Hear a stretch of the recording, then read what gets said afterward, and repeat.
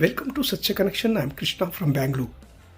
ಚಿಕ್ಕಬಳ್ಳಾಪುರ ಲೋಕಸಭಾ ಕ್ಷೇತ್ರದ ಬಿಜೆಪಿ ಮುಖಂಡರು ಹಾಗೂ ಕಾರ್ಯಕರ್ತರು ನಮೋ ವಿಜಯ ಸಂಕಲ್ಪ ಯಾತ್ರೆಯನ್ನು ನೆಲಮಂಗಲದ ದಕ್ಷಿಣ ಕಾಶಿ ಶಿವಗಂಗೆಯ ಶ್ರೀ ಗಣಪತಿ ದೇವಾಲಯದಲ್ಲಿ ಸನ್ಮಾನ್ಯ ಪ್ರಧಾನಮಂತ್ರಿಗಳಾದ ನರೇಂದ್ರ ಮೋದಿಯವರ ಹೆಸರಲ್ಲಿ ವಿಶೇಷ ಪೂಜೆ ನೆರವೇರಿಸಿ ಬೃಹತ್ ಕಾರ್ ರ್ಯಾಲಿ ಮುಖಾಂತರ ನಡೆಸಿದರು.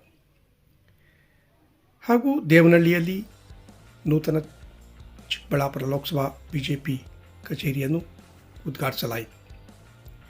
ಈ ಸಂದರ್ಭದಲ್ಲಿ ಯಲಹಂಕ ವಿಧಾನಸಭಾ ಕ್ಷೇತ್ರದ ಬಿಜೆಪಿ ಶಾಸಕರಾದ ಎಸ್.ಆರ್. ವಿಶ್ವನಾಥ್ ಮತ್ತು ಬಿಜೆಪಿ ಯುವ ಮುಖಂಡ ಹಾಗೂ ಚಿಕ್ಕಬಳ್ಳಾಪುರ ಲೋಕಸಭಾ ಕ್ಷೇತ್ರದ ಟಿಕೆಟ್ ಆಕಾಂಕ್ಷಿಯಾದ ಅಲೋಕ್ ವಿಶ್ವನಾಥ್, ಕಟ್ಟಾ ಸುಬ್ರಹ್ಮಣ್ಯ ನಾಯ್ಡು ಹಾಗೂ ಅಪಾರ ಬಿಜೆಪಿ ಕಾರ್ಯಕರ್ತರು,